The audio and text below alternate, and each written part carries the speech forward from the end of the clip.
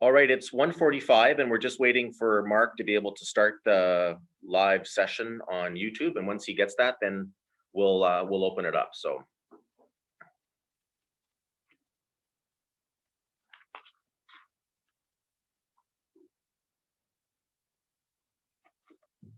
Everyone having fun? Love it. Yeah. Can everyone hear me okay?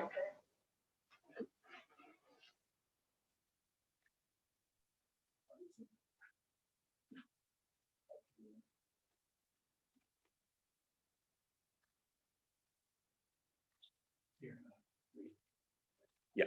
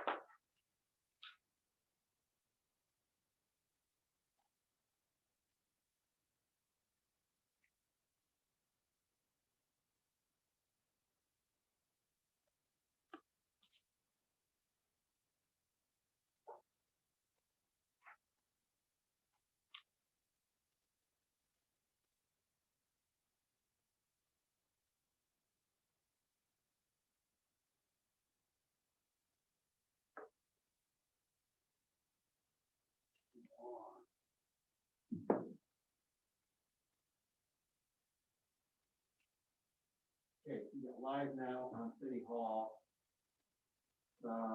If they refresh the screen they have there, I'm able to add it to the icon. Do you want us to wait or? You can hear me on there.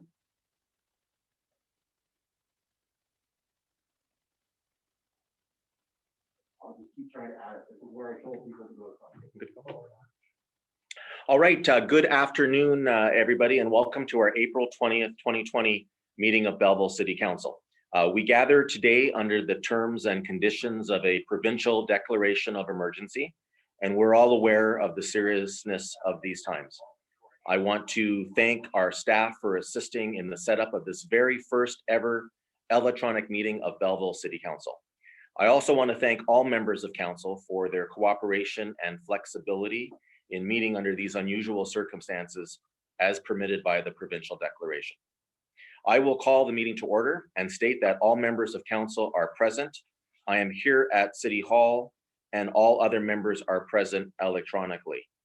At 1 p.m., City Council met in closed session to discuss the following items. That council enter into in-camera session to consider the following items pursuant to section 239 of the Municipal Act. Bullet number 1, in-camera report number DCS 2020-18 regarding potential acquisition or disposition of land pursuant to section 239(2)(c) of the Municipal Act. Bullet number 2, in-camera report number DCS 2020-19 regarding potential acquisition or disposition of land pursuant to section 239(2)(c) of the Municipal Act, and a review of the regular in-camera minutes of March 9th, 2020. Motion was duly made by Councillor Culhane, seconded by Councillor McCaw, and it was approved. We conducted our business and we are now ready for our open session. So I will call the meeting to order. As I said, we are all in attendance. I will ask our city clerk, Director Matt McDonald, to lead us in a moment of reflection. May we be worthy custodians of all that has been entrusted to us. Help us to be concerned only for what will promote good government. May we bring to our council chamber minds that think and hearts that feel, always having respect for others so that we may serve the people of our city in a helpful manner and for the good of all. All right, thank you. Item number 3 is a disclosure of pecuniary interest and general nature thereof. Because of this electronic meeting, we had asked for councillors to identify this previously. Councillor Williams has identified item 8A2 and that he is a municipal accommodation tax establishment. There are no other declarations of pecuniary interest. Councillor McCaw, just one moment. We'll unmic your mic. Go ahead, Councillor McCaw.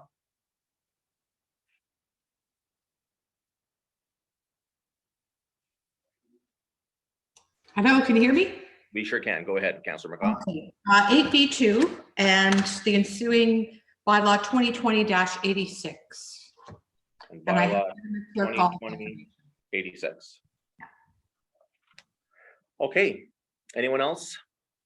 Seeing none, I will then move to, there are no public meetings today, so we have reading and confirmation of the minutes, and I need a motion that the regular council meeting minutes of March 9th, 2020 and March 20th, 2020, and the regular in-camera meeting minutes of March 9th, 2020 be approved. I see Councillor Culhane, seconded by Councillor Carr. Any discussion? All in favor? Motion is carried. Thank you. There are no deputations today as we're meeting electronically. And so we'll move to item number 7, which is correspondence. The Local Planning Appeal Tribunal order dated March 26, 2020, and a resolution that the March 26, 2020 order of the Local Planning Appeal Tribunal dismissing the appeals for B77-1058 and B30/18, which is 55 Church Street, and B77-1059/B31/18 being 59 Church Street be received. Can I get a motion to approve those? Moved by Councillor Thompson, seconded by Councillor Culhane. Any discussion on that item? Seeing none, I'll call a question. All in favor? Motion is carried. Thank you. Item number 7.2, which is a letter from the Ministry of Transportation. And the resolution is that the letter from the Ministry of Transportation informing Council of federal and provincial approval for 2 projects submitted by the City of Belleville under the public transit stream of the Investing in Canada Infrastructure Program be received. Moved by Councillor Sandison, seconded by Councillor Carr. Any discussion on this? Councillor Sandison, I'll recognize you. Just unmute yourself there and you're ready to go, I think. Just wait, sorry, we're.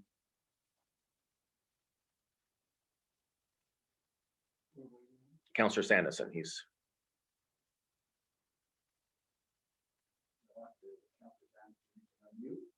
Okay, go ahead, Councillor Sandison. Thank you, Your Worship. So the public transit ISIP funding was a collaborative effort, and certainly wish to extend our thanks to our very supportive MPPs Todd Smith and Daryl Cramp, as well as our MP Neil Ellis. And with their assistance, we now have a go-ahead. I also want to thank Paul Buck, Manager of Transit Services, Joe Reed, the GM of Transportation and Operations, Carol Hines, the Director of Finance and our Treasurer, for their collaboration and support last April to prepare the ICIP funding application for 4 new buses. And I'm happy to say it didn't take much convincing. I also want to thank the Transit Operations Advisory Committee, in particular fellow Councillor Millette and all those that were in attendance at our May 15th meeting for their unanimous vote to bring this to Council, and of course the Council who gave its approval on May 27th. It's been a year-long journey, and this is a big deal.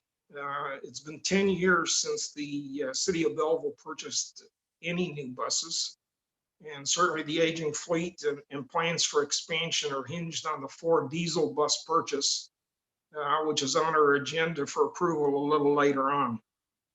I want to also say that the Transit Operations Advisory Committee is also working on a parallel stream to electrify our fleet. We're examining electric buses with a view to leveraging existing partners to create an environmentally friendly and more cost-efficient service delivery model. And we'll have more to say in terms of an announcement later this year and into 2021.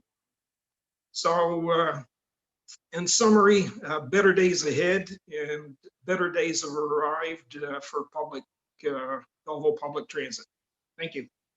Thank you, Councillor Sanderson. Anyone else wish to speak or any questions on this item?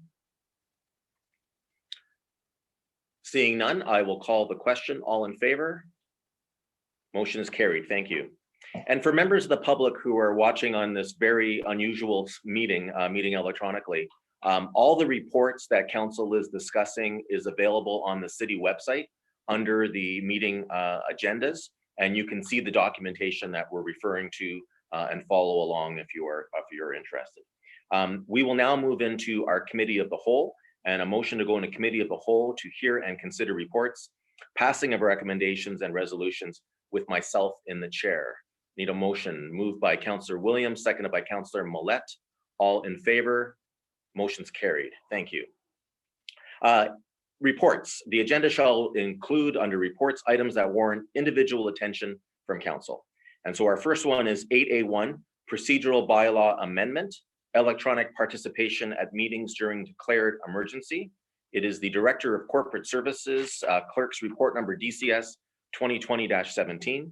And the resolution is that a bylaw to amend bylaw number 2019-48, being a bylaw to provide rules governing the calling, place, and proceedings of meetings of the City of Belleville Council and the conduct of its members of the procedural bylaw be prepared for council consideration. Can I get this on the floor, please? Moved by Councillor Culhane, seconded by Councillor Kelly. Under discussion, I'll ask Mr. McDonald just to briefly discuss this. So prior to this declaration of emergency, we did not have the ability to meet electronically. We had to meet in person, and the province has now given us that ability. So the meeting has started. We need to have our rules catch up to this officially, and Director McDonald will say a few words. Thank you through the chair to all of council. So the Ontario legislature sat after our last meeting and passed an Ontario regulation that allowed us in our first meeting after the regulation was passed to amend our procedural bylaw to allow for electronic participation at a council meeting. So it's a very unique piece of legislation because normally to amend a bylaw, you would have to do it and then it would take effect and it would allow you to do what you had amended the bylaw to permit. The regulation allowed us to meet in this manner and amend the procedural bylaw while we were meeting in the manner that we're meeting currently electronically. It allows this city council to meet in this manner during a declared emergency, whether it be by the province or by the municipality. So in future, if we have another declared emergency for any reason that precludes council from meeting in person, whether provincially declared or by the council of this municipality through the mayor's authority under the legislation, we would still have the ability to meet in this manner again after this. All right, thank you, Mr. McDonald. Does anyone have any questions or any comments on the proposed resolution? Councillor Carr, just give us a second here and I think you're live, go ahead. Thank you. In addition to the motion on the floor, there's also procedures for council participation that the city clerk distributed to us last week. And I'd like to make an amendment that the procedures for city council participation in electronic meetings be added as an annex to the bylaw. And that's just more of the fine details of the procedure that goes with the permission to have electronic meetings. Right, so we're requesting that the bylaw be prepared. When it comes back, Councillor Carr, we'll have that detail information included with it. Is that okay? Thank you. Okay. Anyone else, any discussion on the motion? Councillor Williams, just give me 1 second here. Once we can activate your microphone.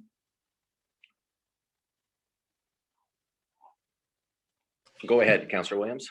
Thank you, Your Worship. So just a question, general question. Will this now permit council to meet in regular committee meetings once this is passed?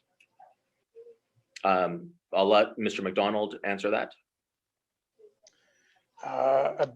Council, through the chair to Councillor Williams, I believe the question was, would it permit council to meet regularly in this fashion? And the bylaw amendment being prepared under the Ontario regulation is for electronic participation during declared emergencies only.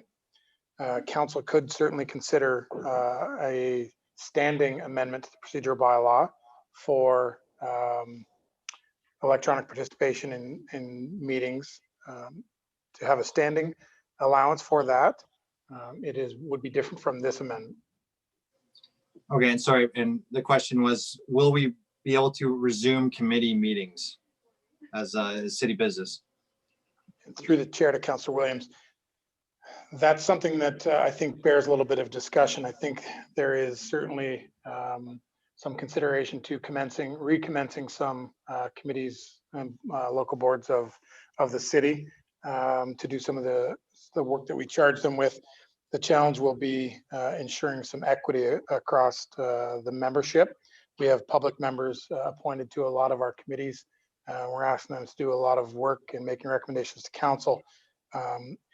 The challenge leading up to today to ensure that the 9 members of this elected body were able to all connect in a satisfactory manner and participate equally has been a bit of a challenge. So I don't think it's insurmountable, but we would like to make sure that all members of each committee were able to participate equally. That might be a bit more of a challenge for the members of the public who we don't have the ability to provide them with equipment and internet ability. So I think it certainly bears some consideration, but I think there's a little bit more we'll have to do depending on which committees we're considering. Okay, thank you. And just so the public understands, what was great this week and from a council perspective was the training that we did last week. So if that was to commence, that was helpful. So if other public members were able to do the training that we did, council's already trained, maybe we could get back to some other business. Thank you. Anyone else? So there were a couple committees that the province has specifically mentioned that would be able to deal. I'm thinking of the planning committees, municipal planning committees, and also committees of adjustment. And but they've also at the same time in both those cases, they've relaxed the deadlines so that municipalities weren't required to have those committees meet as frequently. So I think it gives us some ability to pick and choose what we want to do, consistent with what Mr. McDonald has said. But I think we all want to get through this circumstance and get back to normal, and we're looking forward to the day when that can occur. So the motion on the floor is to direct staff to prepare for our consideration that bylaw. All in favor? It's carried. Thank you. Item 8A2 is one that Councillor Williams declared a conflict. So my understanding of how this works is Mr. Coyle will lock out Councillor Williams for this portion of the meeting, which has now occurred. And so he has excused himself, and we're able to now discuss it. 8A2 is the COVID-19 relief measures related to Bylaw 2019-126, the establishment of municipal accommodation tax, and it is the Director of Finance and Treasurer's report number DF 2020-14. And the resolution is that further to report DF 2020-14, COVID-19 relief measures related to Bylaw 2019-126, the establishment of the municipal accommodation tax, Council approved the payment deferral of all MAT tax collected for the period January 1st, 2020 through and including March 31st, 2020 to June 30th, 2020, and that Council approved the suspension of the collection of the municipal accommodation tax for the period April 20th, 2020 through and including June 30th, 2020, and that council permit local accommodators to retain any MAT tax collected for the period April 1st, 2020 through and including April 19th, 2020. I need to get this on the floor, moved by Councillor Kelly, seconded by Councillor Sandison. So basically, consistent with our efforts to provide relief to our residents and businesses, the municipal accommodation tax that was collected for the first quarter, so January through March, we are going to, instead of having the deadline to remit that to the city be April 30th, we're going to extend that to June 30th, as we have with other fees for other businesses in the city. But in addition to that, because the industry has seen quite a drop, people are just not traveling, and a lot of people who are using hotels now are healthcare workers or other essential service employees who are trying to stay away from their families and exposing them. We believe that it is appropriate to not collect the tax during that time, so as to provide a little bit of relief. And in addition to what is on the table now for us to discuss, I can also let you know that in an effort to help the hospitality industry, in particular the hotel industry, the city of Belleville has forwarded in March just under $143,000 to the Bay of Quinte Regional Marketing Board to assist them with setting up marketing programs so that when the restrictions are lifted, we can promote our region for visitors and tourists. And then we have also this week submitted another $67,500. So far we will have advanced to the Bay of Quinte Regional Marketing Board just over $210,000 to ensure that when restrictions are lifted, our tourism industry will be able to get back to speed as quickly as possible. So I'll open it up now for any questions or discussion. Does anyone have it? Councillor Kelly, I'll recognize you first. Just one moment. We'll get you've taken off your microphone. You're live now, sir. You turned your microphone on mute again. Councillor Kelly, if you can unmute your phone there. Okay, you're live. All right, through you, I just wanted to speak on the city rep on the Bay of Quinte Regional Marketing Board, and COVID-19 has been a challenge for a lot of sectors. And I spoke with Doug Stevenson, who's the executive director at the Bay of Quinte Regional Marketing Board, and Doug was sharing some history not too long ago. The province had its biggest year ever in tourism after SARS, and the year following 9/11 was a massive year for tourism and people getting out. And right now it's really tough, and I think this is the right thing to do for the city with the hotel groups. We know that Loyalist College students, I believe, are here for the next week and a half, and first responders and healthcare workers have that option. I believe it's 20 rooms a night at local hotels for healthcare workers that are being separated or don't want to take the chance of going home and subjecting their family to the potential of catching the coronavirus. So this is the right thing to do. And when we get through this, if the trend is what it was like in the past, we're in for some big years, hopefully sooner than later. Thanks. Thank you, Councillor Kelly. Councillor Thompson, just one moment. Go ahead, sir. Thank you. In the report, we are asking that the MAT tax collected by the hotels be retained from April 1st to April 19th. This situation with COVID started certainly earlier than April 1st. Has there been any thought that we could give them a little more relief even from March 1st, or have we committed those dollars to Bay of Quinte Marketing?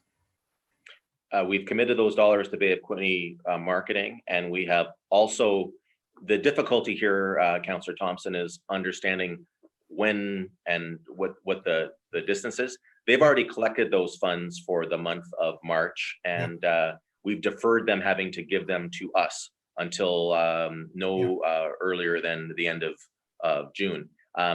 For the first 3 weeks, so from the 1st to the 20th of April, these hotel operators have also, they've got additional expenses. They're suffering like everybody else. If they have collected a small amount, it's easier for us just to leave it in their hands to decide what they want to do. I think I copied you on correspondence where I recommended that they may want to donate that to local social service agencies or charities, or to help with PPE, or they can take steps. Some of them have had to put up plexiglass counters to separate themselves from the public.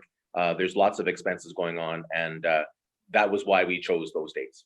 Yeah, no, I was just wondering whether we had thought of moving it till March 15th till the end of April, give them a little more cash to either donate it or look after some of the expenses. But if that's been talked about and agreeable to the motel area people, then I'm quite happy with that.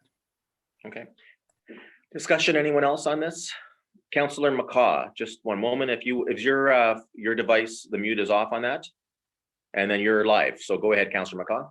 Thank you, through you. Just a couple of comments about this. While I agree with the deferral, I think that's a great help to the accommodators. I don't necessarily agree to the fact that they're collecting this MAT tax and they're able to retain it, because the reality is, with accommodators as well as with restaurants, we are allowed to remain open. So the other businesses that are non-essential, we'll just use for an example some of the Quinte Mall clothing stores or some of the downtown stores, they're not receiving any benefit from the city the way the accommodators are. So, I have a little bit of a problem. That's a little bit of a sticky point with me. However, with respect to the healthcare workers staying in the hotels, I do agree that we should not be collecting for them. But I would also suggest that I would want to ensure that these accommodators are not charging healthcare workers and, charging them and still getting a break from the city. I would want, or even recommend any healthcare worker, should this pass, to ensure that they're not being charged MAT tax. The whole idea is the city of Belleville is to help the healthcare workers by eliminating the municipal accommodation tax for their stay.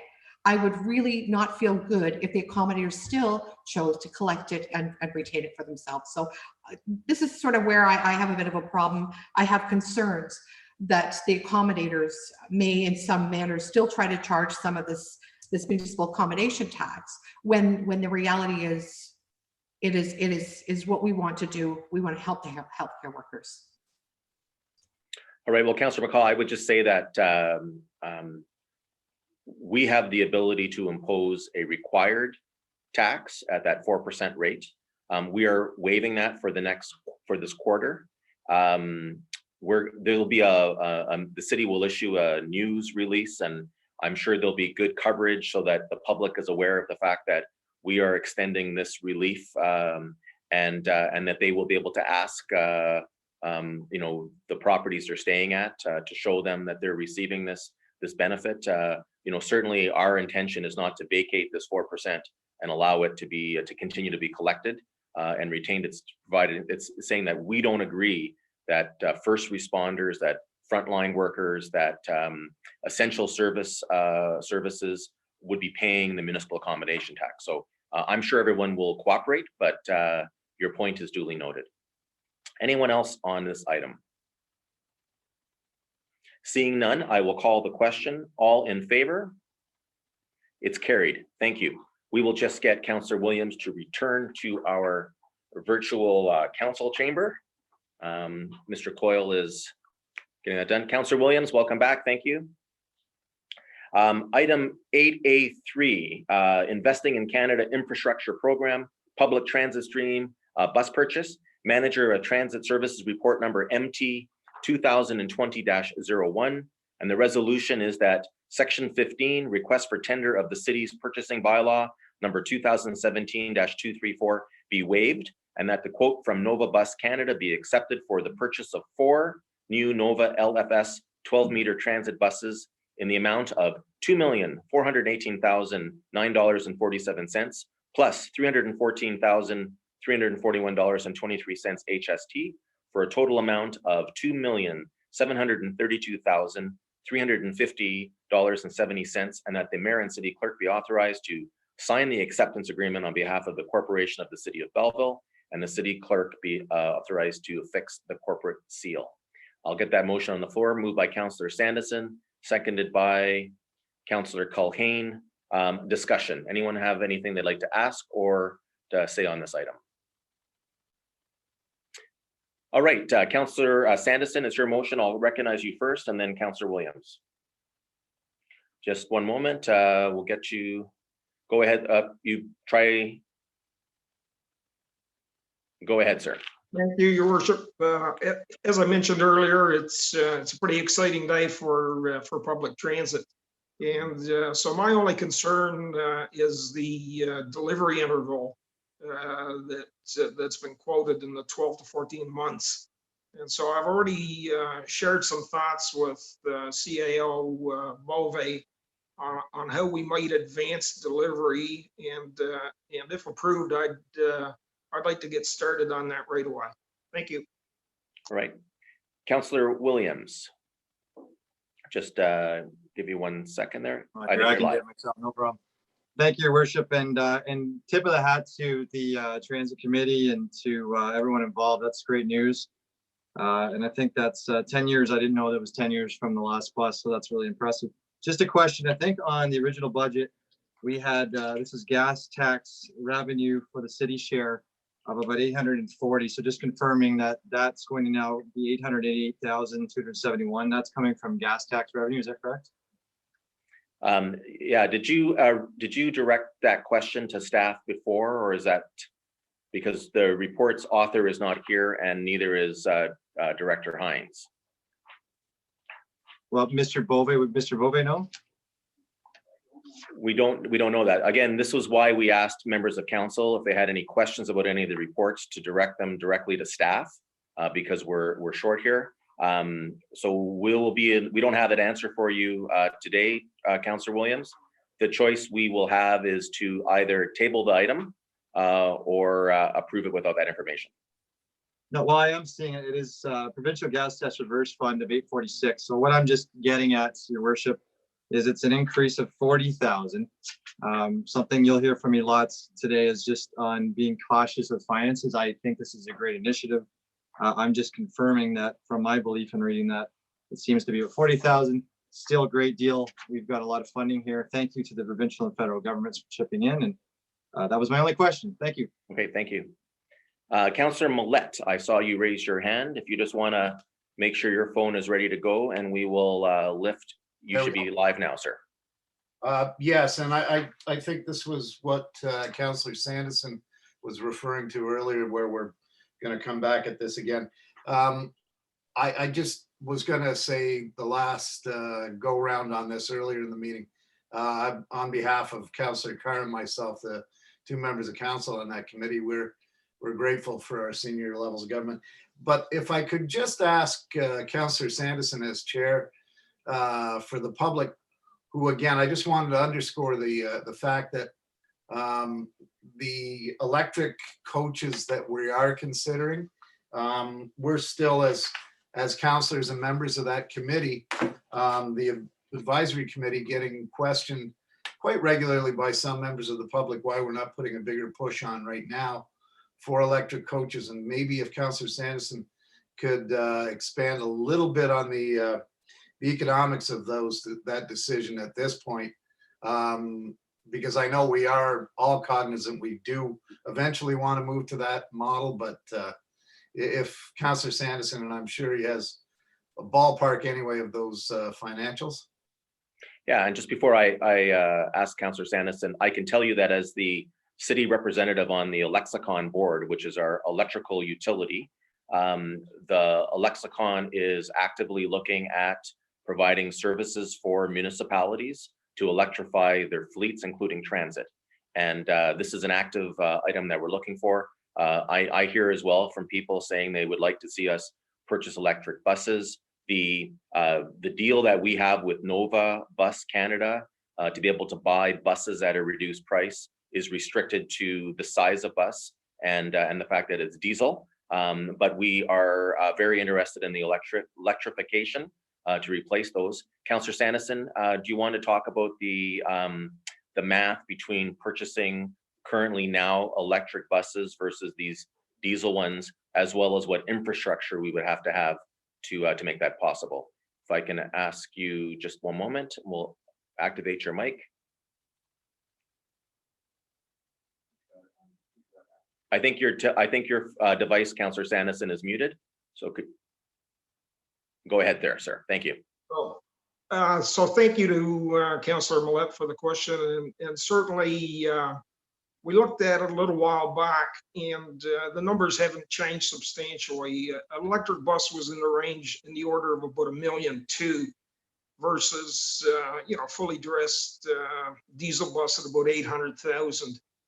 But the benefits in terms of diesel fuel versus electric certainly would sway one towards the electric. But we needed to look at the capital costs of expanding and retrofitting the garage, and also to be able to provide the necessary hydropower into the facility. So the capital structure sort of didn't make it feasible at this particular point in time. And because this grant was already in the hopper for the 4 diesel buses to replace part of our existing fleet and allow for expansion, it was felt that what the mayor touched on with a lexicon was really the direction we were going to head in. And without saying too much about the model, what it would look like would be that the city would not need to have a capital investment in buses. We would look to a lease arrangement. So that's the reason for it. Hopefully that answers your question. Okay, I see Councillor Millette nodding, so we're good. Thank you for that, and thank you, Councillor Sandison. Anyone else have any questions or comments on this item? Councillor Thompson, just make sure your phone is ready and just give me one moment and we'll have your microphone activated. Go ahead, sir. Yeah, on the funding, we were allotted X number of dollars from the government to buy buses, and they've come in under budget, which is wonderful. The extra, will we be able to possibly, and I touched this with Mr. Bove a little bit today, and I don't know whether he wanted to sort of speak on it. Where would we be able to retain that funds to maybe purchase another bus or do something else? Mr. Bove. Through the chair to Councillor Thompson, we have looked at the surplus now based on the pricing that we've received from Nova, and we will take up a discussion with both the federal and provincial representatives of the infrastructure program to see if we can change the scope of our agreement with them to potentially allow us to add another bus to the order. If we're successful and have some positive results from those discussions, we'll come back to council and get direction to that in that regard. Okay, thank you very much, Your Worship, and thank you, Rod. And I'd also like at this point to sort of put a punch in for the accessibility system.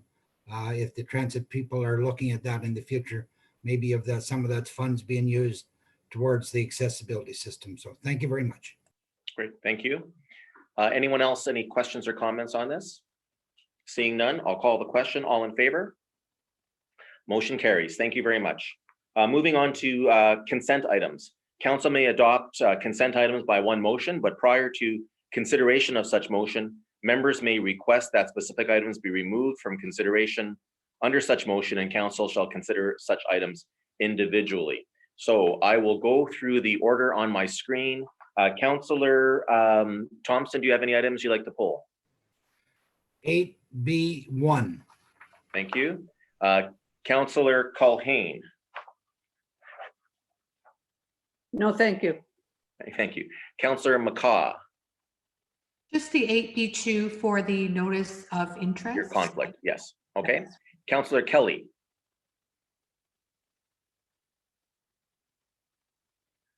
Just a second, we're gonna go ahead, sir. Councillor Kelly. No, any other- thank you. No, thank you. No, thank you. Councillor Sanderson.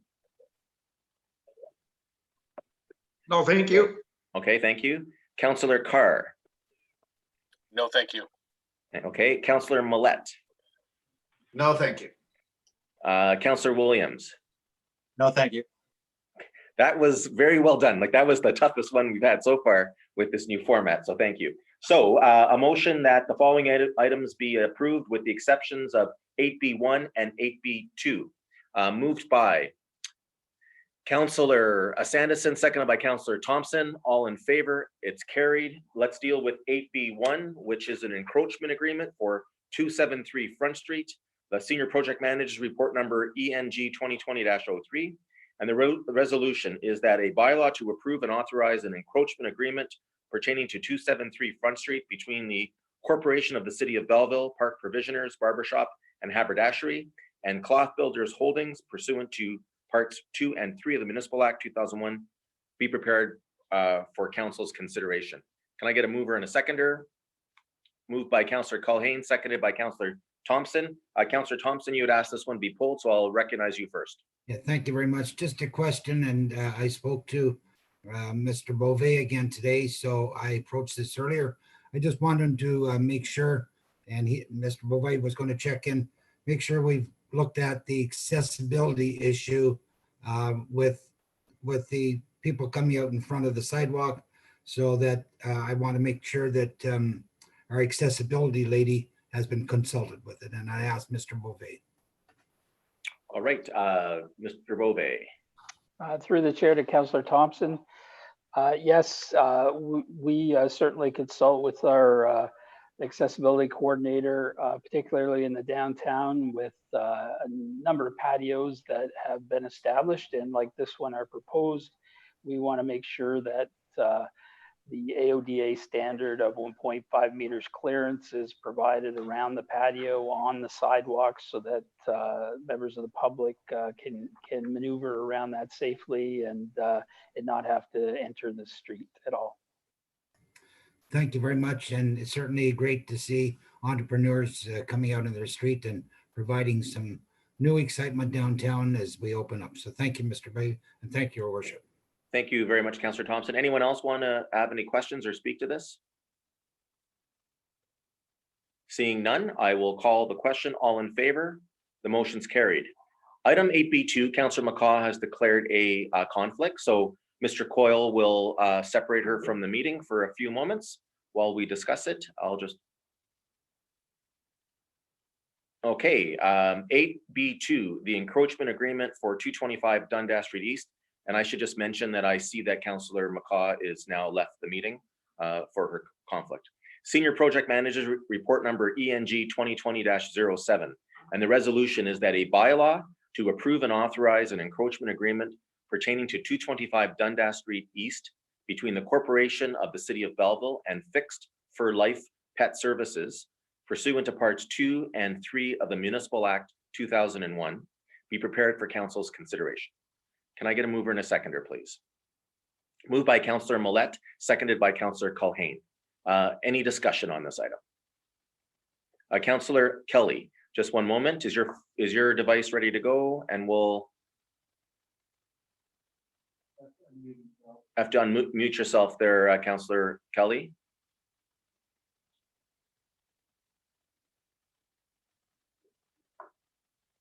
Yeah, there you go, sir. I think you're ready to go now. There you go, sir. I think you're ready to go now. I do not need to through you, Mr. Mayor. I don't have a question. It's just a delay. I'm was going up from a previous question. Okay. So I have no questions. Okay. All right. How much of a delay? All right. We're getting through this as best we can. If no other questions, I'll call it. All in favor? Motion is approved. Thank you. And we'll bring Councillor McCaw back in.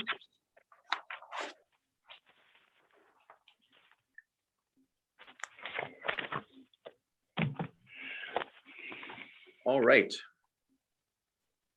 I see Councillor McCaw is back. Welcome back. Thank you. So we're on to 8C, council information matters, which council may adopt by consent items by one motion, but prior to consideration of such motion, members may request specific items be removed from consideration under such motion, and council shall consider them individually. Let's try it a little differently. Can anyone raise their hand if they have any items they'd like to remove from this? So I have 8C2B, and it looks like that's the only one. So that the following agenda items be received, save and accept items 8C2B. Anyone else got anything they want to pull? Seeing none, I'll ask for a motion for that. Moved by Councillor Sanderson, seconded by Councillor Kelly. All in favor? Motion's carried. 8C2B is a proposal to direct payment of federal funds to municipalities to waive property taxes for the year 2020, financial help to alleviate the suffering from the COVID-19 pandemic. Let's get this on the floor. If I get a mover and a seconder, please. Moved by Councillor Culhane, seconded by Councillor McCaw. And this is a proposal from the Corporation of the Town of Midland, which is requesting that the Prime Minister and the federal government basically pay municipal property taxes for the year 2020 so that municipalities can provide assistance to their residents and also to be whole on their revenue stream. They have a proposal with varying levels of residential and business. So for example, on the residential side, the proposal is to waive 100% of the 2020 property taxes for properties assessed at below 500,000, and then a sliding scale of less as it goes more expensive, and a similar situation for industrial and commercial.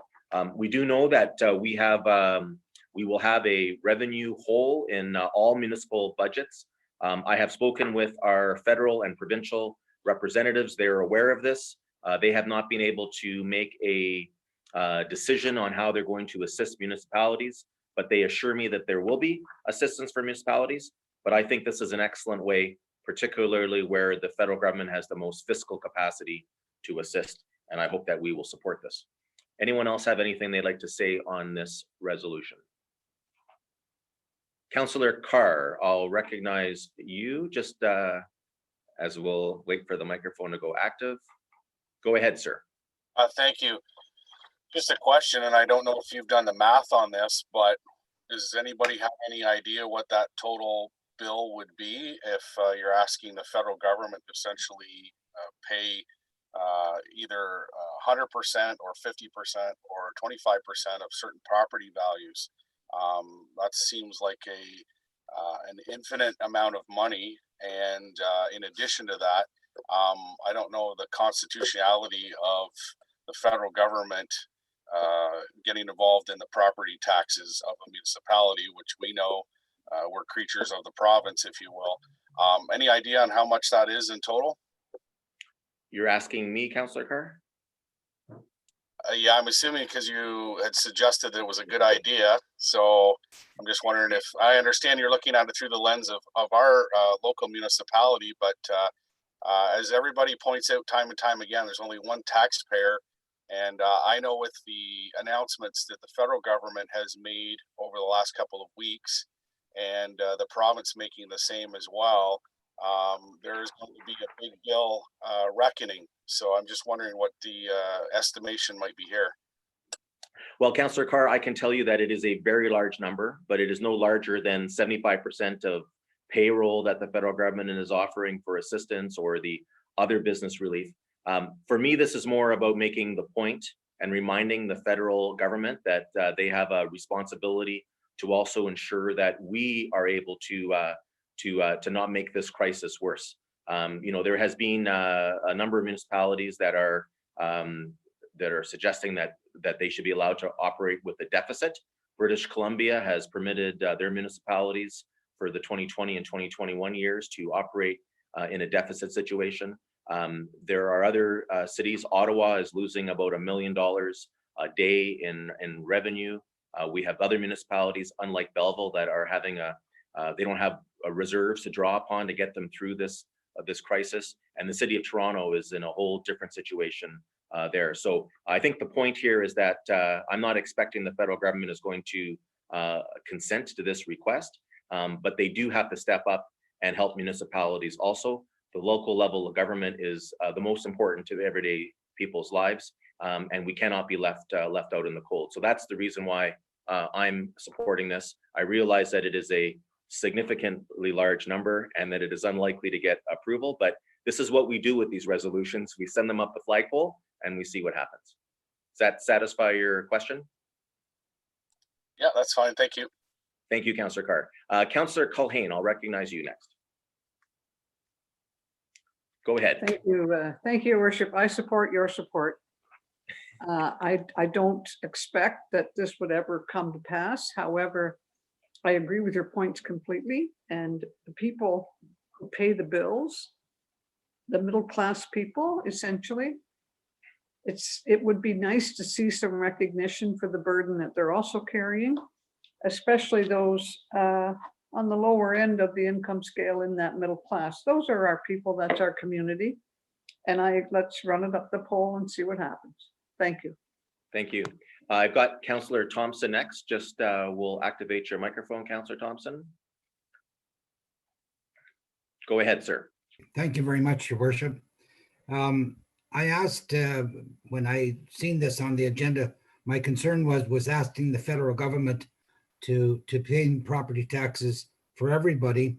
Property taxes, I understand, are a provincial matter. So are we asking the wrong government to relieve our taxes? And first of all, and other than that, you know, if we go Canada-wide with this, the escalated cost would be astronomical. And I understand you just want to put it in front of them to at least consider it. But, you know, they have come across with different reliefs for us. And I suspect they'll come across with more relief for us in the municipality wise. And for the ask of the federal government to pay property taxes across the board. And again, as Councillor Carr asked, the dollar value. But this COVID, it was not strictly federal government's doing. And for us to be asking them to pay all the property taxes, I can't support the motion. Okay. Thank you, Councillor Thompson. I have Councillor Millette next in the queue. We'll just get your microphone activated here. Yeah, thank you. Go ahead, Councillor Millette. Thank you, Your Worship. Yeah, when I read this over, in theory, and as many of my fellow councillors, I said, well, this is a fantastic idea to unburden an awful lot of small municipal taxpayers. In practical terms, as pointed out by some of my other fellow councillors, it doesn't have a hope in hell. And while I agree we do need all the help we can get at the municipal level, and the bill that is going to come at the end of this is going to will choke on some of the numbers at the end. But in that same vein, the federal government has a far bigger bill. We've been harping for years on the size of the federal deficit and debt, and I don't know when or if we're ever going to get out of this one and what we're going to saddle our kids and grandkids with. So to cut this a little shorter, while none of us think that this has a hope in hell, I can't vote in favor of something just on a whim or to maybe send a smoke signal. So while the intent of it is admirable, yes, we do need help. I'm not going to vote to support something that we know doesn't have a symbolic gesture. So it unfortunately doesn't have my vote, a formal vote, but it has my vote in principle. All right, thank you, Councillor Millette. Anyone else? Councillor Sanderson, just let's get your microphone activated. Go ahead, sir. Thank you, Your Worship. So yeah, I'm betwixt and between on this one. Certainly, I get exactly what Councillor Carr and Councillor Millette are saying, and you know, the bill's going to come due at some point in time. When I read this thing, you know, a number of things occurred to me was, you know, what about education tax?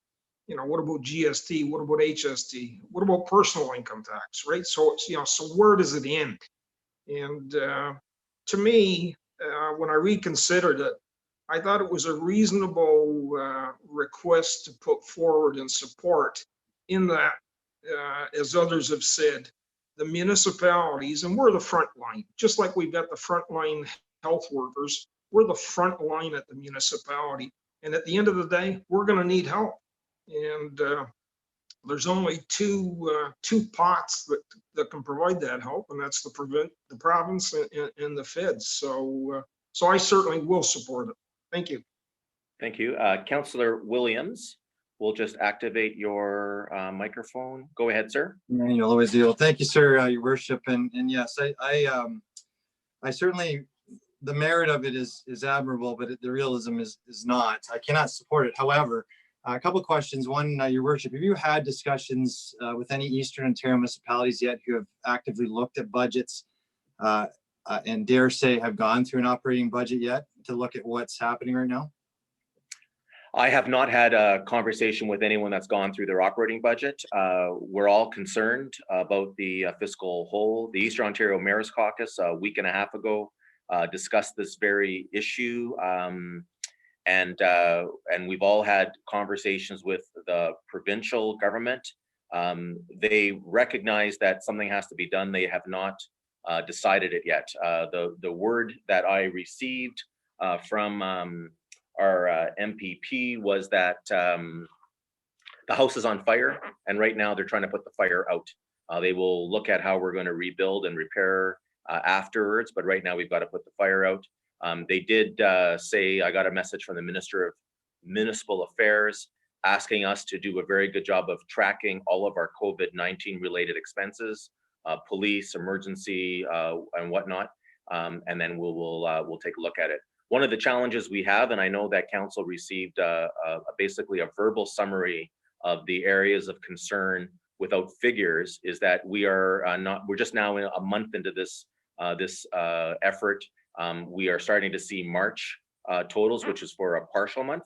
And we won't know until the end of April how many businesses and individuals are deferring their property taxes for later in the year. So I've been assured that help is on the way. The question is, they don't know what that help looks like yet. I do also know that the Canadian Federation of Municipalities has had meetings with the federal government. I received an email on April the 14th as they spoke about bringing this forward through the Rural Forum, the Big City Mayors Caucus, all of the provincial territorial associations, and the municipal chief elect finance officials, bringing this forward directly to the federal government, and that they are expecting some assistance. They're just not sure yet. I think this resolution helps strengthen their bargaining position, because while we would all agree that it is virtually impossible for the federal government to replace property taxes, we basically put it on the table saying that they have a serious responsibility to assist, and that property tax relief is the most effective way for them to stimulate our local economies in the fairest way possible as well. Thank you, and I don't disagree with that. I just think given this isn't a Belleville problem, it's a Canadian, it's an Ontario problem. I think if we can, and I think I'm hearing you're doing that, getting involved with Roma and AMO and getting resolutions that come from all municipalities in a well thought out approach would be better. I do, think it's great that the town of Midland jumped ahead of this, but I think this is going to be an Ontario and it's going to be a Canadian problem. I'd like to see, once we get not too far down the road here, just what the damage is going to be. I don't think it's going to negate the fact that we're going to have to look at cuts, and we're going to have to look to try to manage the fire in our end as much as we can. But I'm hopeful that if we all came together in Roma and AMO as resolutions that say we need this and this is well thought out, I think we're going to have a better chance of success. Although I think this is a great letter from Midland, I think it's too short and too early. I would prefer we get in together with these larger swaths of municipalities, put together a good effort, and especially probably in a month or so, like you said, when we know the financial impacts a little bit more, because they're going to be significant. Thank you. All right, thank you. Anyone else on this item? Councillor Kelly, I see you. If you want to make sure your device is ready to go, and we will unlock you here from our end. Go ahead, sir. Can you hear me? I can hear you. Can you Yes. hear me? Yes. I'm good to go? Yes. Okay. Sir. Through you, Mr. Chair. I totally get where, and Councillor Millet took some of my thoughts. You know, it's a feel-good story, but you know, thinking about it, and we just heard from Councillor Williams. He said this is not a Belleville problem; it's a countrywide problem. But somebody, I believe, has to initiate the conversation with the federal government. And when I read the report, it said the potential is waive 100%, waive 50%, waive 25%. There's some options in there. Is there the possibility of this happening?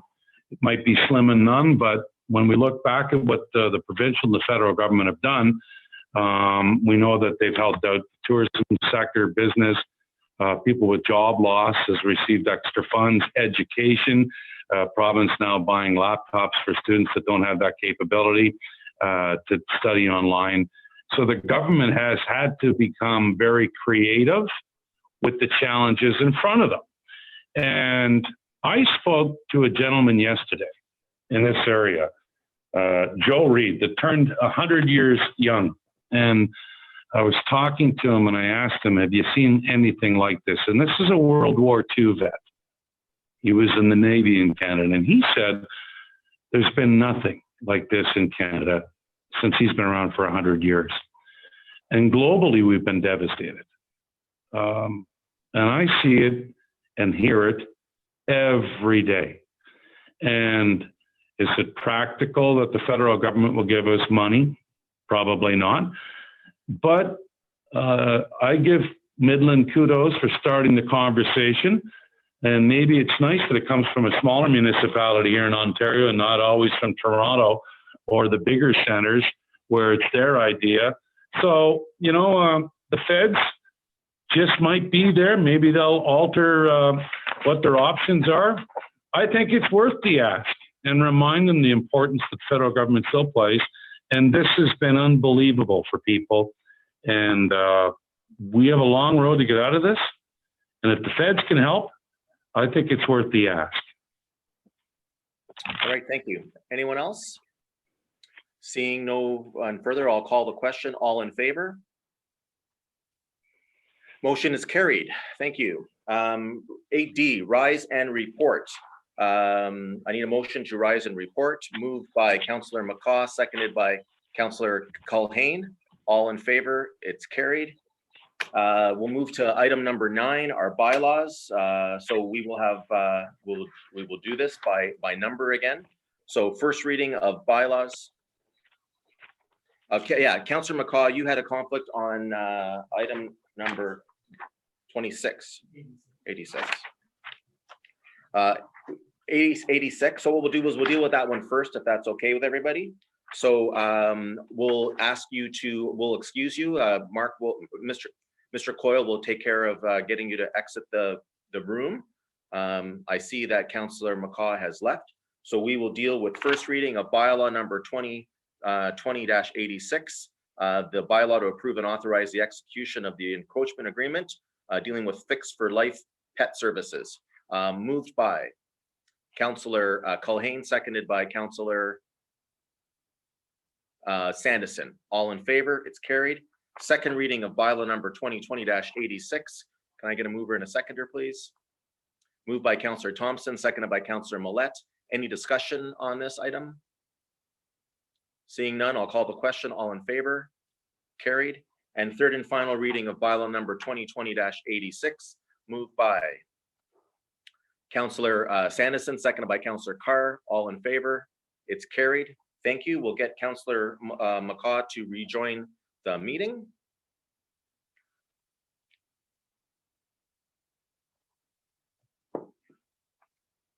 Hello, Councillor McCaw. Welcome back. Thank you. So we'll do first reading of the other bylaws. Bylaw number 2020-72, 73, 74, 75, 76, 77, 78, 79, 80, 81, 82, 83, 84, and 85. Can I get a motion to approve those bylaws? Moved by Councillor Culhane, seconded by Councillor Thompson. All in favor? It's carried. Second reading of bylaws number 2020-72, 73, 74, 75, 76, 77, 78, 79, 80, 81, 82, 83, 84, and 85. Can I get a motion? Moved by Councillor Kelly, seconded by Councillor Sanderson. Any discussion on those bylaws? Debate. Councillor Carr, just let's get you activated. Go ahead, sir. Thank you. So earlier under reports, we talked about the procedural bylaw. So it is before us here today. Can we have the procedures added as an annex? I think we're going to pull it for the next meeting so that we'll have it all come back together. Okay. I'm just verifying with Mr. McDonald. Through the chair to Councillor Carr and all of council, I would prefer, simply because of the OREG requirements, to amend the procedural bylaw to allow us to meet in this manner, that we'll prepare an amendment, or we can prepare an amendment to come back to council attaching the procedures as an appendix to the procedural bylaw. I have no issue with that. I would prefer that we amend the procedural bylaw to approve the meeting in this manner today, just to be in keeping with the Ontario regulation. Okay, Councillor Carr, is that are you okay with that, or do you want to? No, I'll take the clerk's advisement. It's just, and we have the procedure, and we've been operating under that procedure here today. It's just, I'm thinking down the road that if we get into this situation again, it may become unfamiliar to us. This procedure at least outlines it, so it would be good to have in the procedural bylaw. But we can wait till the next meeting for sure. Okay, thank you. Anyone else? Any questions or comments on those other bylaws? Seeing none, I'll call the question. All in favor? It's carried. Thank you very much. New business. I have a. Oh, I'm sorry. We have to do third reading. I was a little quick there. So third and final reading of bylaws number 2020-72, 73, 74, 75, 76, 77, 78, 79, 80, 81, 82, 83, 84, and 85. Can I get a motion to approve those for third and final reading? Moved by Councillor Sanderson, seconded by Councillor Culhane. All in favor? Motion's carried. Thank you. Under new business, I do have a statement I would like to make, as I'd like to discuss what comes next for Belleville as we continue to deal with this COVID-19 crisis. In some communities, mayors are striking task forces or committees to review reopening. We don't want to get too far ahead of ourselves, but we also need to consider that this too shall pass and what will come next for our community. I would say that our industry and our businesses are ready to reopen when the provincial government determines it is safe and appropriate. We are ready to go when we get the permission because of the work done to date by our city staff, our city council, and all of our partners. Now, the city of Belleville has been working with different sectors and players in our local economy to determine the impact on their operations and what steps they have had to take because of COVID-19. We have had conference calls, email communication, and I've personally spoken with many as we determine the necessary steps to assist them, which included offering financial relief by deferring property taxes, the continuation of municipal services, and ensuring that our transportation needs, including transit, have been maintained. We all want to see Belleville get back to work and our businesses reopen when it's safe. Our residents and businesses have been amazing at following the direction of Dr. Oglaza and the local public health board. So amazing, in fact, that our regional statistics are very good, showing that we have been successful so far in flattening the curve, and we've minimized the impact of COVID-19 compared to what could have been. It's time to start prudently planning for the eventual relaxation of some of the current restrictions in a safe and incremental manner. Let's review the timing of the last month and where we find ourselves today.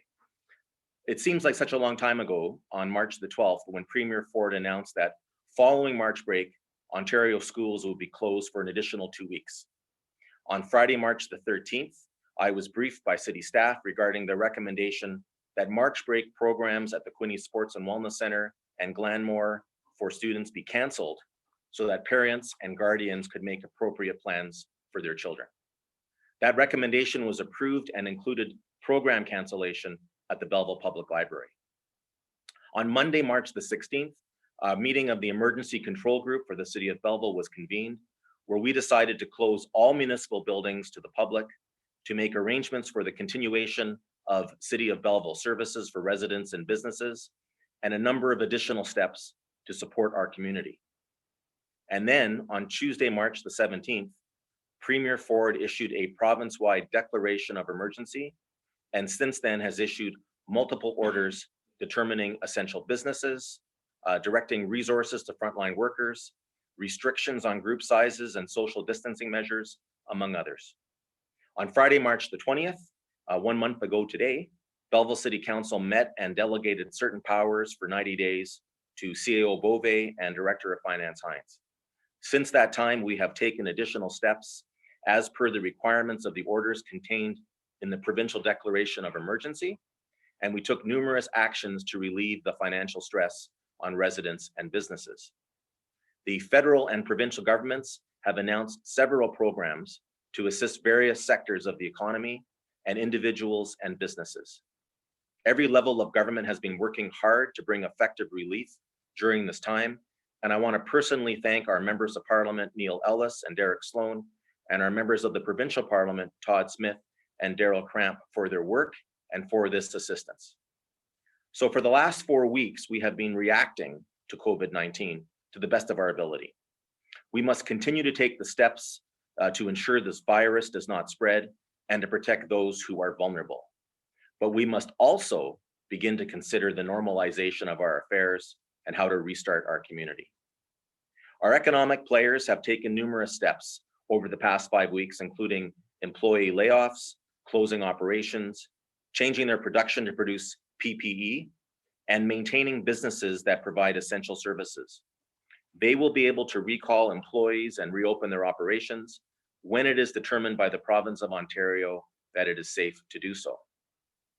As I mentioned earlier, our region has had very good statistical performance that demonstrates our residents and businesses have been effective in minimizing the spread of this virus. Testing will be essential to continue to demonstrate this good performance and make sure we don't have a relapse. More testing is also essential to allow the provincial government to consider relaxing restrictions in our region. I have been working with Dr. Oglaza and Quinte Healthcare to increase the testing capacity here in Belleville at our sites, including the COVID-19 Assessment Center opened a few weeks ago today. I have been insisting on a relaxation of the requirement for only scheduled appointments in order to make it easier for our individuals and businesses to have their employees tested. This is also consistent with the direction from Premier Ford and the provincial government and was covered in our call today immediately before City Council with our partners at the Health Board. This ability to have increased testing capacity will be key to support the further relaxing of restrictions and a return to a graduated form of normalcy for our residents. So we are ready to go when we get permission. Our regional local governments have been working extremely well together with the federal and provincial governments. We have been working well with all branches of the EMS, the Health Board, Quinte Healthcare, and other health care providers, including long-term care and Hastings County Social Services. Our city staff have been incredible. We've tried to help all businesses survive this pandemic. Our regional partnership in the Quinte Economic Development Commission will be key to businesses. For those businesses who will not have a full complement of employees to fill jobs when they are able to continue or return back to normal, our Economic Development Department is ready to assist them with our resume bank that includes 750 resumes. The steps we've taken to support our tourism and hospitality businesses, including for hotels earlier in this meeting, will help with the assistance of the Bay of Quinte Regional Marketing Board.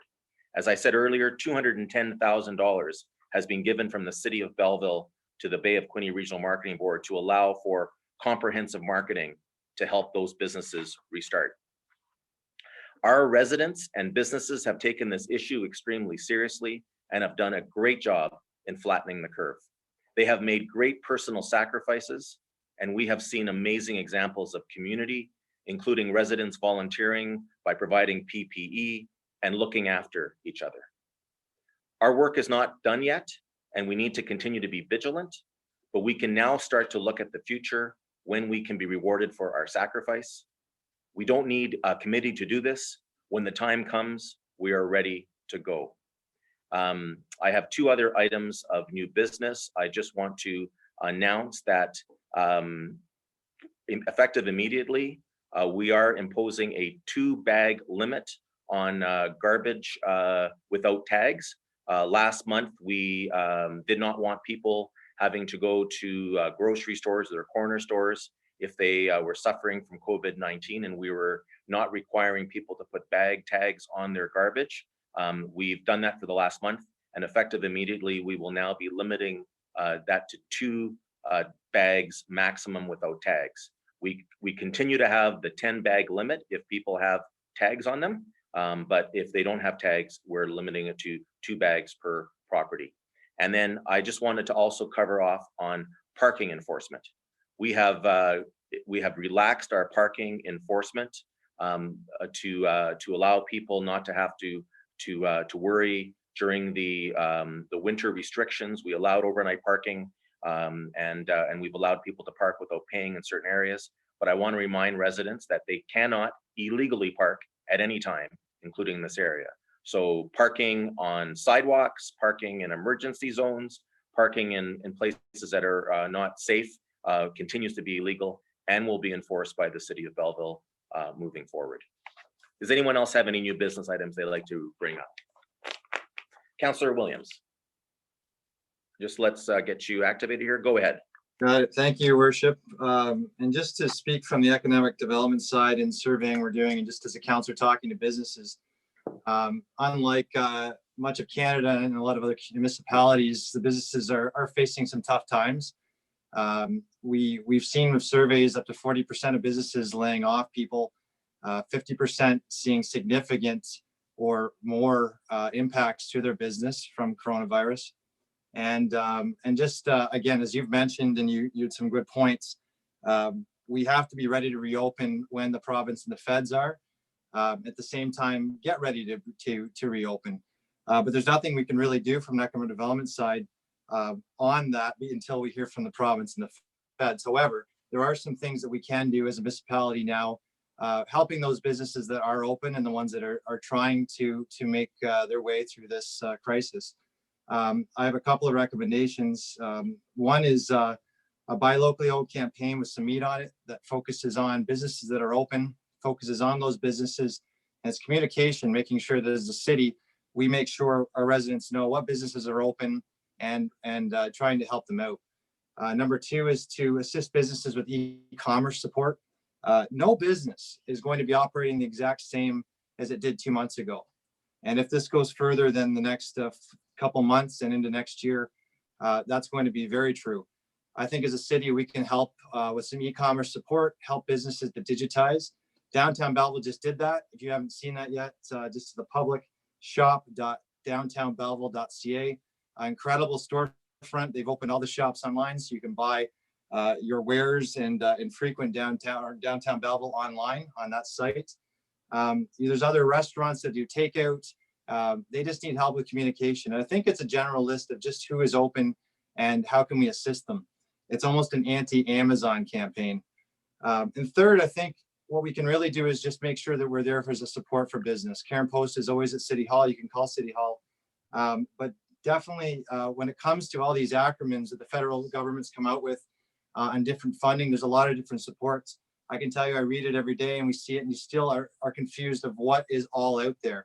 And I think as a city, if we can just offer support to those businesses, meaning a contact with their active department or an email and get that out there, I think that'd be really important just to ensure that our businesses are doing all they can just to stay open and to stay alive. Just another comment, Your Worship, on the testing. I think that's incredibly important. The health unit, I guess you just made an announcement on where more testing is going to come, and that's fantastic. So I think that's something I'm hearing from employers. One thing just to put out there, we're hearing some businesses that are closed and they're not sure why. And maybe that's something we can do is review the businesses that are closed and review which ones perhaps could be in fact open. The one I heard today was car washes are closed. And the complaint, and it's from the health unit, but the complaint was that people are going out of their house and going into car washes. But as long as they're doing it, perhaps at the gas pump, I'm not sure why they're closed. And we've heard other complaints about retail stores who are closed. But we have some big box stores that are selling the same wares and creating a very uncompetitive environment. But I think that's really what's important. As I mentioned before, budgets are going to be something that's really important we look at. But I think these are three things that we can do right away for ECDEV without touching the budgets, and just to go forward on that. And I've talked to the economic development staff about these, and just briefly with Rob Bovee about that last week. Okay, so then we'll leave that with that. That last item regarding the health boards. So Mayor Harrison and Mayor Ferguson and myself have been dealing with it. There are some, the list of essential and non-essential business, the list of essential business, I guess, is what the province had released. And there is, in a couple of cases, some ambiguity, and we're finding a difference of interpretation, not just within our jurisdiction, but also in different parts of Ontario, which is extremely frustrating for everybody. And so Dr. Oglaza is committed to addressing that item as we talk about that. But that's that's clear there. I refer anybody who has questions about why some of these big box retailers are able to conduct certain business versus smaller independents. It's very clearly outlined in the provincial orders. They specifically exempted large stores that offer groceries as well as homewares and clothing and whatnot. So that was a specific exemption done by the provincial government, and that's why those places are allowed to deal with it. But I know that our MPPs, both Daryl Cramp and Todd Smith, their offices continue to operate. I direct people who have any questions regarding the 10 provincial orders to contact them and let them know. And we're trying to manage as best we can. But your points are all very good ones, Councillor Williams. Thank you very much for bringing those forward. And thank you, Worship. And just one more thing. I think when we talk about ready to reopen, and staff have talked about this in ECDEV, but perhaps what it'd be best to do is to list almost a green, yellow, and red list of businesses that perhaps could be open sooner than others. Ones that are already open now, of course, are already on there. But it's going to be hard to reopen, and hopefully we can assist the provincial government in what's going to be easier for everyone. But it's a daunting task, but perhaps there's some work we can do before the announcements are made. Okay, thank you. Anyone else for new business items? Councillor Millette. Just wait a second, we'll get you activated. You have to unmute your device, Councillor Millette. It looks like your device is muted, Councillor Millette.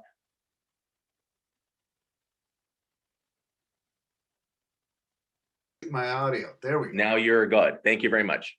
That was a different, anyway, technical thing. Thank you, Your Worship. I appreciated you saved me an awful lot of verbalizing about the garbage tags, because I was going to ask for a staff report. Anecdotally, I've also had people call me. The original intent wasn't, while people are home, to clean out their garages, their basements, their attics, and holus bolus taken to the curb. I think we were seeing the tonnage of our waste skyrocket as a result, unfortunately, and the revenue, of course, has gone to zero for bag tags for collection. So while we're trying to do everything we can as a municipality, and we're certainly going to take an awful hit, that was one we could at least control. I thank you very much for that. I was going to propose 2 bags, but I was worried that it may get bogged down in some procedural work with staff coming back and we'd have to make a decision. But just for the people who out there who are wondering why all of a sudden we've gone back to that, it's a simple matter of, unfortunately, some people took advantage of the situation. Not everybody, certainly a small minority, but enough of a minority, I believe, that really tipped the scales, pardon the pun, into jacking our tonnage right through the roof and the costs that went with it. So we had no revenue to cover that off.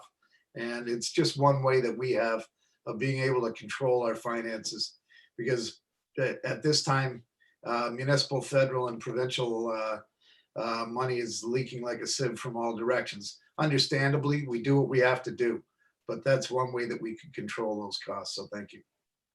Thank you. Anyone else for new business? Councillor Carr, okay, go ahead, sir. Thank you. And I just wanted to follow up on your comments earlier about some of the actions taken for COVID. Certainly appreciate your leadership. I also wanted to thank you publicly, as well as Councillor Kelly, and I included Councillor Sanderson as a rep on the health board, looking for more detailed information. The province has just put out new models. They say we're trending well. Certainly, based on what's been reported here, we're doing good in this region as well. But I think it's important we have a little bit more understanding of where our problem areas are. One of the biggest ones I see is when you talk about community transmission. And the Public Health Agency of Canada actually breaks community transmission down into 6 categories, including exposure in a healthcare facility, long-term care, close contact with someone in your same household or in a workplace, a school, and then an unknown. And I think sometimes when people see on the public health website locally, community transmission, and that has a very broad interpretation and can result in some panic. And I think it's important that residents have a good understanding of what we're actually facing locally.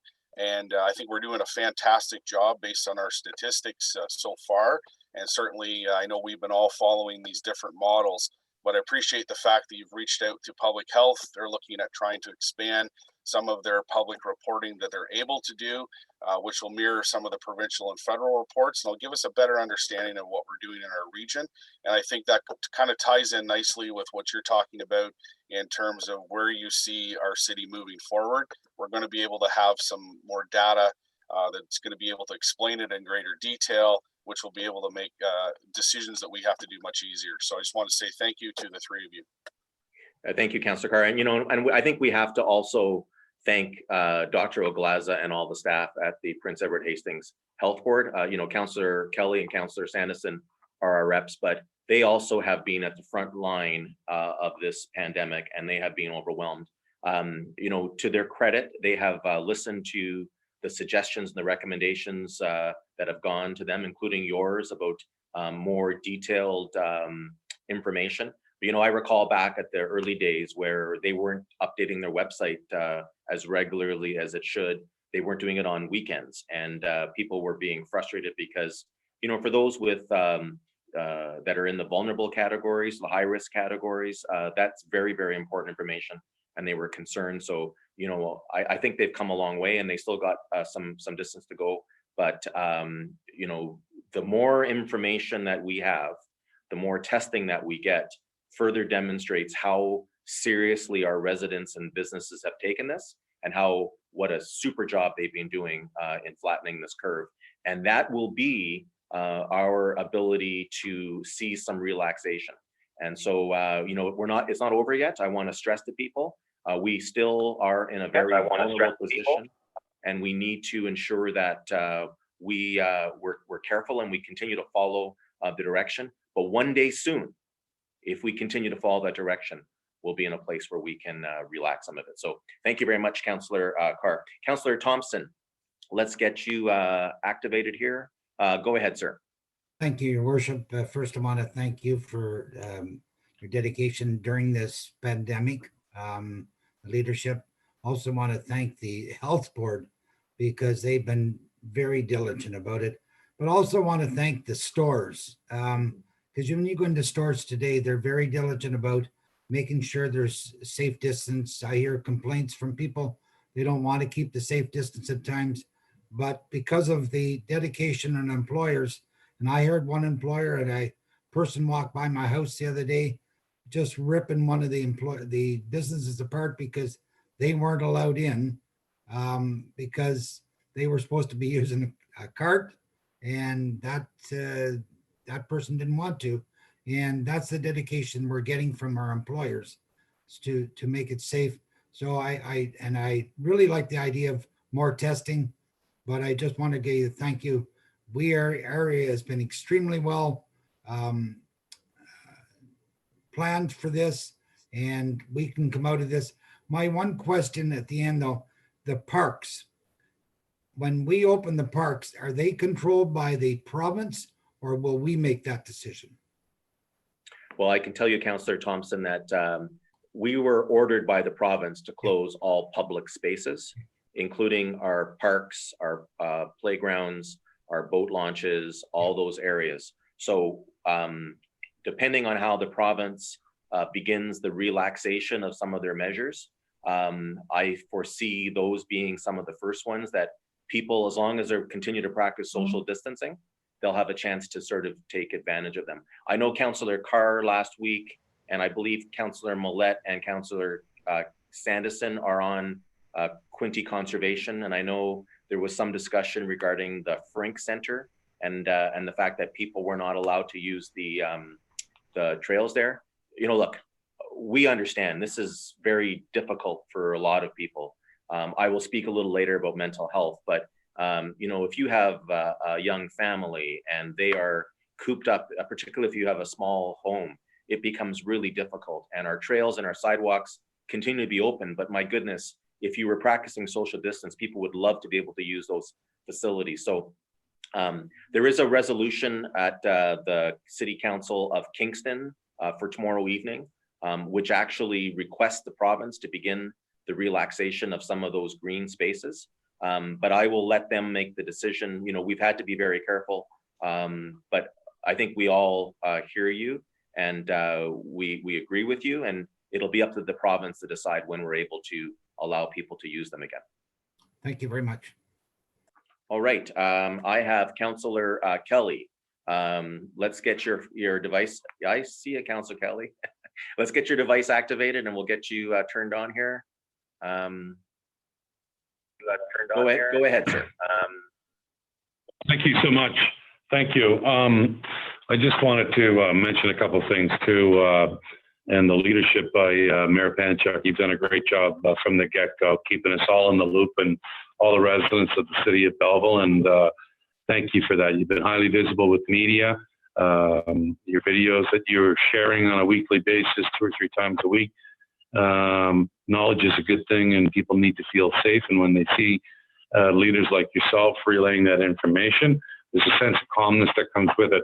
I can just, in my travels and some of the people that I come across speaking with, I think it's really important. We're not too sure when we're coming out of this, hopefully sooner than later, is to continue to check in with people and ask how they're doing, make that phone call, send them an email.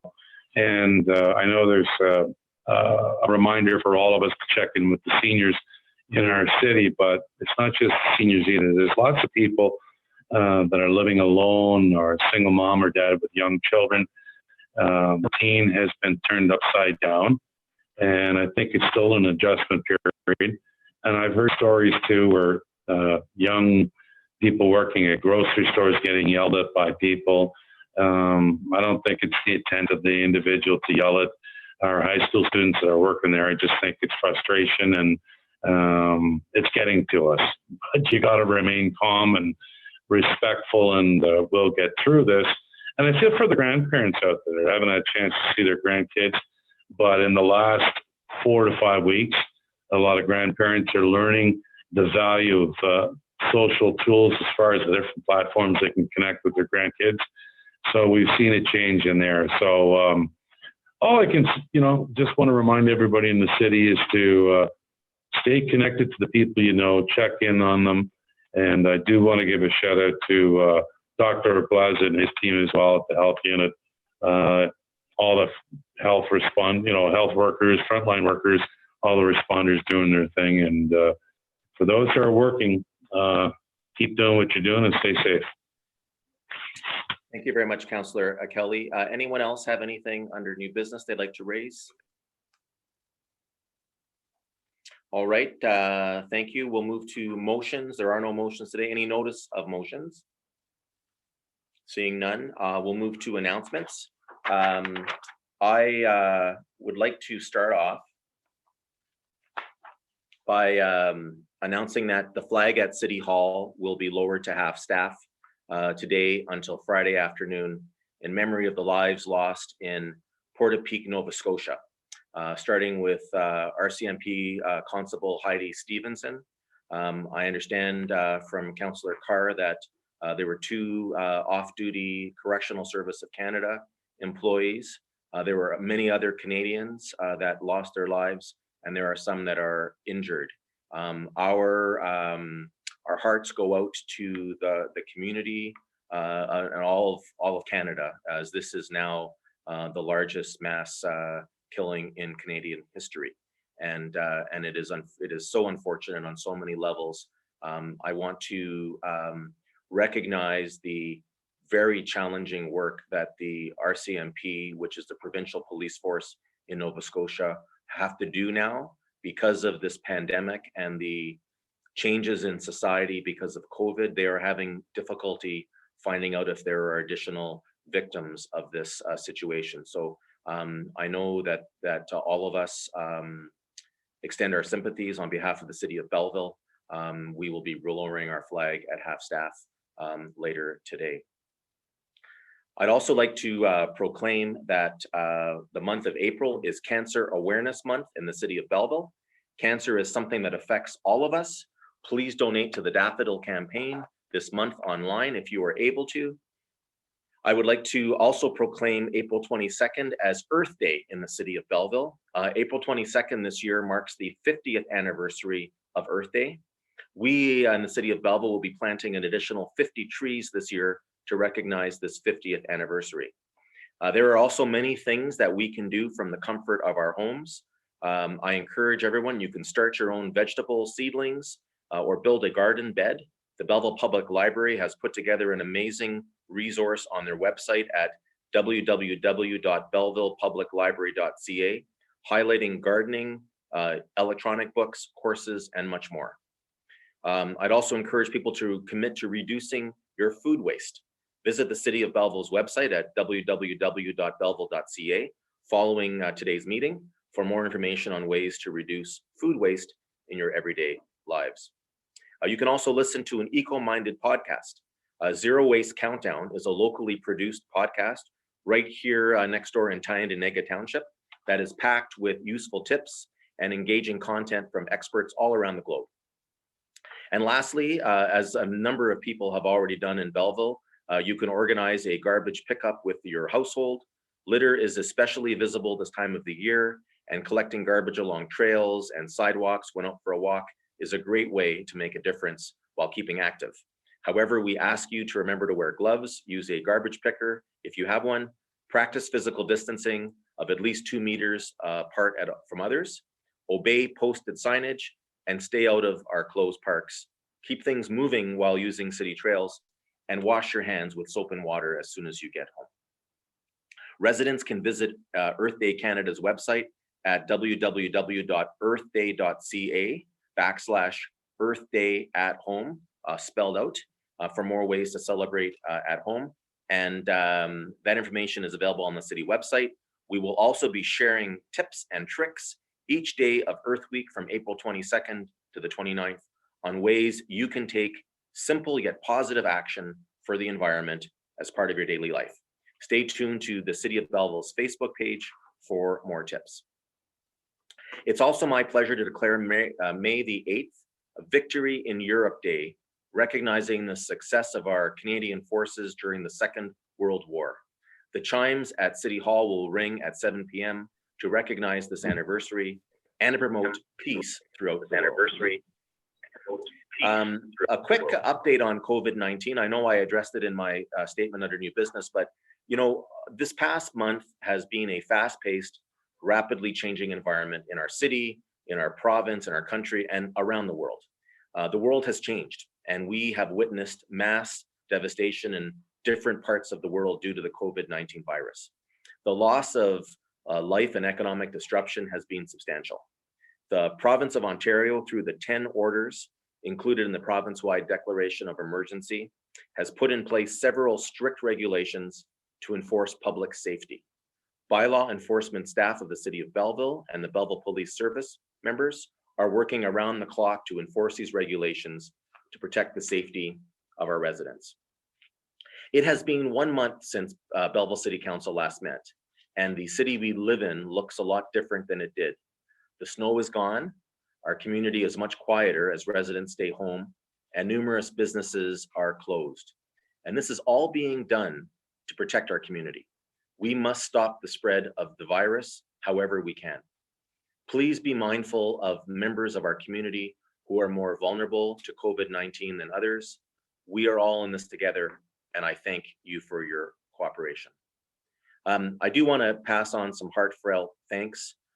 First of all, to our first responders and our healthcare professionals, to those working in our grocery stores and pharmacies, the truck drivers who are bringing product to us, and our transit drivers that continue to transport people around our city, plant and factory workers producing the things that we in the world need. There are so many different people who we depend upon, and I'm thankful to each of you for all you do for our community.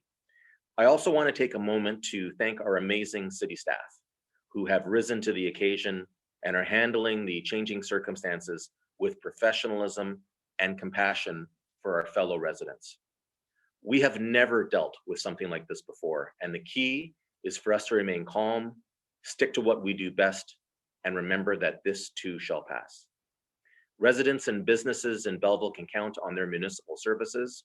Our council has taken the necessary action to make sure our protective and life-saving services are maintained and will continue. You can continue to rely on our fire, police, EMS. Our water system will continue to provide safe drinking water, and you will be able to continue to use your sanitary services. Our electricity, gas, telephone, and communication and transportation systems will remain in operation.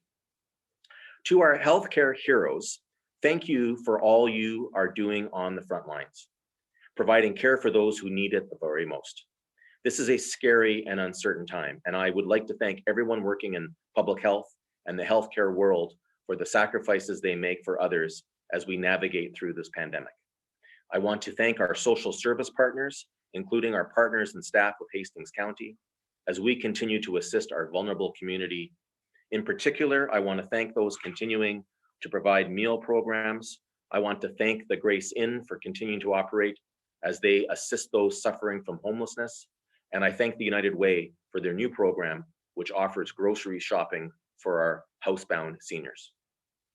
Lastly, I want to thank our residents and businesses for their cooperation and sacrifice.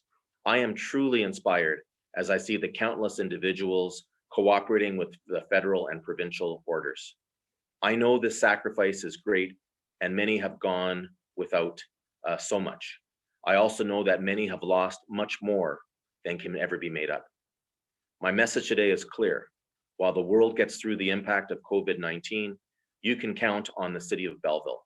Our staff, our council, our people are resilient and up to this challenge and whatever is thrown at us. We have faced many challenges since 1816 when Belleville first came into being. We met and overcame each challenge presented, and we will overcome this one as well. Thank you to everyone who is doing their part. I have never been so proud of being the mayor of this community as I am now. I direct everyone to the City of Belleville website and the COVID-19 webpage, which outlines all of the actions the City of Belleville has taken to assist our residents and businesses during these difficult times. In addition, it outlines the public facilities that are closed and changes to our operations, services, and schedules. Anyone else have any announcements that they would like to make today? Seeing none, I will ask for a confirmatory bylaw, that bylaw number 2020-87, a bylaw to confirm the proceedings of council at its meeting held on April 20th. Excuse me, Mayor, Oh, sorry. Councillor Sanderson, an announcement? I apologize. Yeah. I missed that. I missed it. Yeah. You're good to go, sir. Thank you. I did have my hand up. I didn't see it. I yeah, apologize. Yeah, no problem. So two things I'd like to mention. One is I'd like to publicly thank Ruth Hatton for her commitment and passion over the years to the Green Task Force, most recently as the chair. So Ruth has recently stepped away from the committee, and I just wanted to take this opportunity to express our thanks. The second item is that road safety in Ward 2 has been, it's certainly at key intersections, has been an ongoing battle. And I can remember when our family moved here in 1982, that we used to have complaints and concerns about the intersection to Highway 62, Foxborough Sterling Road, Doucette Road. That intersection was very problematic. So work that I'm sure began before this council was brought to this council and brought to with our delegation to the AMO conference, and certainly pleased to be able to publicly share that Fidelity Construction has begun work on that intersection, and they're making pretty good progress. So just wanted to share that with the group. Thank you. Thank you. Did I miss anybody else that wanted to say anything, any announcements? Okay, so let's go back to number 14, confirmatory bylaw. That bylaw number 2020-87, a bylaw to confirm the proceedings of council at its meeting held on April 20th, 2020, be read a first, second, and third time, and finally passed this 20th day of April 2020. Motion moved by Councillor Williams, seconded by Councillor Millette. All in favor? Before I call for adjournment, I just want to say a very big thank you. I want to thank, starting with staff, for helping to arrange this very first ever electronic meeting of Belleville City Council. We have made history by doing this, and I hope that we won't have to do it for much longer. I also want to thank council, all of you, for your cooperation and for helping to facilitate this. I know this is awkward and it's uncomfortable, and it's not the same way when we all get to meet face to face, but we will do so again when it is safe. And I want to thank the residents who have tuned in and who are contacting us with their questions. We all remain here. We did not, none of us sought office so that we would have to only do video conferences and not interact with our residents. It's as hard on us as it is on everybody else. So, but we are available. If people want to have questions, they can contact us. All of our information is on the City of Belleville website. We would also like to speak with you, even if you just need someone to speak with. Please don't hesitate to reach out to us. We are here to serve. In closing, I just want to say again that we all need to look out for each other. But at this time, we also have to have special attention to those of us that this period of isolation might impact us the most. Let's understand that depression and other forms of mental illness are real, and kindness, checking in on friends and neighbors, and helping to get along during the stressful time makes such a difference. And we want you to know that we appreciate you, we care about you, and we will get through this together. I'll ask for a motion to adjourn, moved by Councillor Carr, seconded by Councillor Millette. All in favor? It's carried. Thank you very much, everybody.